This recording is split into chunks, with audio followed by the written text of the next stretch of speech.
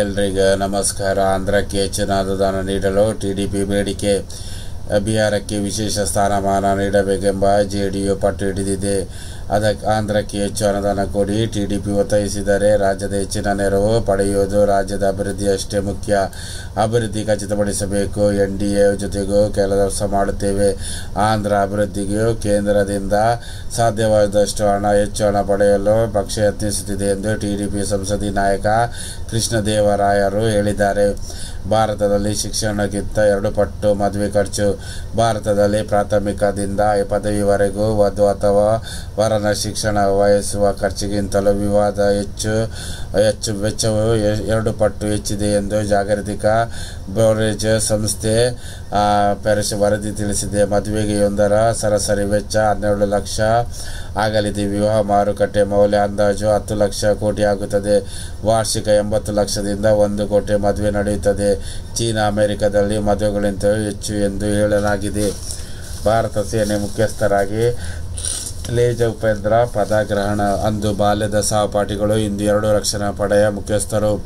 Lieutenant general Upendra Dwivedi ಭಾರತೀಯ ಸೇನಾ ಮುಖ್ಯಸ್ಥರಾಗಿ ಭಾನುವಾರ ಅಧಿಕಾರ ವಹಿಸಿಕೊಂಡರು.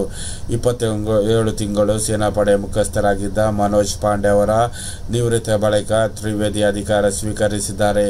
ಇದಕ್ಕೂ ಮುನ್ನ ಫೆಬ್ರವರಿ 19ರಿಂದ ತ್ರಿವೇದಿ ಸೇನೆಯು ಉಪ ಚುನಾವಣೆಯಲ್ಲಿ ಮುಖ್ಯಸ್ಥರಾಗಿದ್ದರು. ತ್ರಿವೇದಿ ಚೀನಾ ಪಾಕಿಸ್ತಾನ ಗಡಿ ಭಾಗದಲ್ಲಿ ಕಾರ್ಯಾಚರಣೆಯಲ್ಲಿ ಅಪಾರ ಅನುಭವವನ್ನು ಹೊಂದಿದ್ದಾರೆ.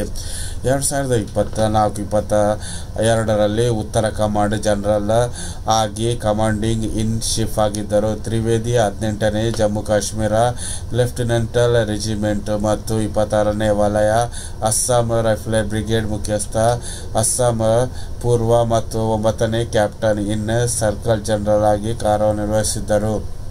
ಅದೇ ರೀತಿ ಇನ್ನೊಂದು ವಾರ್ತೆಯನ್ನು ನೋಡುವ. ಬರೋಬ್ಬರಿ 125 ಕೋಟಿ ಬಹುಮಾನ ಘೋಷಣೆ. ಕ್ರಿಕೆಟ್ ಟಿ20ಗೆ ಜಡೇಜಾ ನಿವೃತ್ತಿ. ವಿರಾಟ್ ಕೊಹ್ಲಿ ಪಂದ್ಯ ಮುಗಿಯುತ್ತಿದ್ದಂತೆ ನಿವೃತ್ತಿ ಘೋಷಣೆ ಮಾಡಿದರು. ಸುದ್ದಿಗೋಷ್ಠಿಯಲ್ಲಿ ರೋಹಿತ್ ಶರ್ಮಾ ನಿವೃತ್ತಿ ಘೋಷಣೆ. ಆದರೆ ಪಂದ್ಯ ಮುಗಿದ 1 ದಿನದ ಬಳಿಕ ಸ್ಟಾರ್ ಆಲ್ರೌಂಡರ್ ರವೀಂದ್ರ ಜಡೇಜಾ ಅಂತಾರಾಷ್ಟ್ರೀಯ ಟಿ20ಗೆ ನಿವೃತ್ತಿ ಘೋಷಿಸಿದ್ದಾರೆ. ಆದರೆ ಐಪಿಎಲ್, ಟೆಸ್ಟ್ ಹಾಗೂ ಏಕದಿನ ಪಂದ್ಯದಲ್ಲಿ ಮುಂದುವರಿದಾಗಿ ಹೇಳಿದ್ದಾರೆ. ಕರೆ ಮಾಡಿ ಶುಭ ಕೋರಿದ ಮೋದಿ.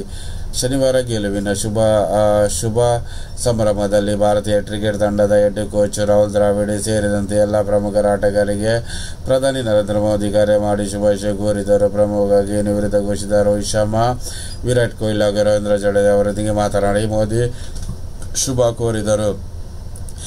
ಅದೇ ರೀತಿ ಫೈನಲ್ ಪಂದ್ಯದ ವೇಳೆ ಭಾರತದ ಗೆದ್ದು 24 ತಾಸು ಕಳೆದರೂ ದೇಶದ ಹಲವು ಭಾಗಗಳಲ್ಲಿ ಸಂಭ್ರಮಾಚರಣೆ ಮುಗಿದಿಲ್ಲ. ಈ ನಡುವೆ ಚಾಂಪಿಯನ್ಶಿಪ್ ತಂಡಕ್ಕೆ ಬಿಸಿಸಿಐ ಪ್ರಧಾನ ಕಾರ್ಯದರ್ಶಿ ಜೈ ಶಾ ಬರೋಬ್ಬರಿ 125 ಕೋಟಿ ರೂಪಾಯಿ ಬಹುಮಾನ ಘೋಷಿಸಿದ್ದಾರೆ. ಈ ಮೊತ್ತದಲ್ಲಿ ಆಟಗಾರರು, ತರಬೇತಿದಾರರು ಹಾಗೂ ಸಹಾಯಕ ಸಿಬ್ಬಂದಿಗೆ ಎಷ್ಟು ಹಣ ನೀಡಲು ಎನ್ನುವ ಗಟ್ಟನ್ನು ಬಿಸಿಸಿಐ ಬಿಟ್ಟುಕೊಡಲಿಲ್ಲ. ಪ್ರತಿಪಕ್ಷ ನಾಯಕ ಹೇಗೆ ಕೆಲಸ ಮಾಡಬೇಕು ಎಂಬುದು ಆರ್ ಅಶೋಕ್ ಅವರಿಗೆ ಗೊತ್ತಿಲ್ಲ. ಅವರಿಗೆ ಗೊತ್ತಿಲ್ಲ ಎಂದರೆ ಸಿದ್ದರಾಮಯ್ಯ ಅವರ ಬಳಿ ಕೋಚಿಂಗ್ ತೆಗೆದುಕೊಳ್ಳಲಿ. ಪ್ರತಿಪಕ್ಷ ನಾಯಕರು ಸ್ಥಾನದಲ್ಲಿ ಬಿಜೆಪಿಯವರೇ ಬೇರೆ ನಾಯಕರಿಗೆ ಗತಿ ಇರಲಿಲ್ಲ ಎನ್ನಿಸುತ್ತದೆ. ಯಾರೂ ಗತಿ ಇಲ್ಲದ ಕಾರಣ ಅಶೋಕ್ ಅವರನ್ನು ಕೂರಿಸಿದ್ದಾರೆ. ಪ್ರದೀಪ್ ಈಶ್ವರ್ ಕಂಡ. ತಮ್ಮ ಜೀವನದಲ್ಲಿ ನೆನಪಿನಲ್ಲಿ ಉಳಿಯುವ ಪಾಠಗಳನ್ನು ನಾವು ಶಾಲಾ ಕಾಲೇಜುಗಳ ಕ್ಲಾಸ್ ರೂಮಿನಲ್ಲಿ ಕಲಿಯುವುದಿಲ್ಲ. ನಾವು ಮಾಡಿದ ಪ್ರವಾಹಗಳಿಂದ ಕಲಿತೇವೆ. ಜೀವನದಲ್ಲಿ ಪ್ರಮಾಣದ ಮಾಡಿದಾಗ ಕುಗ್ಗಬೇಡಿ. ಅದರಿಂದ ಪಾಠ ಕಲಿತು ಇನ್ನಷ್ಟು ಆತ್ಮವಿಶ್ವಾಸದಿಂದ ಮುನ್ನಡೆಯಿರಿ. ಜೀವನದಲ್ಲಿ ಯಾರಾದರೂ ನಂಬಬೇಡಿ ಎಂದು ಹೆಜ್ಜೆ ಬರೆಸಿಕೊಂಡವರು ನಂಬಲಾರರು. ಕಾರಣ ಹಾಗೆ ಬರೆದುಕೊಂಡವರು ಹೆಜ್ಜೆ ಹಾಕಿದವರನ್ನು ನಂಬುತ್ತಾರೆ. ಮಧ್ಯದರ ದರ ಇಳಿಕೆ ತಾತ್ಕಾಲಿಕ ತಡೆ.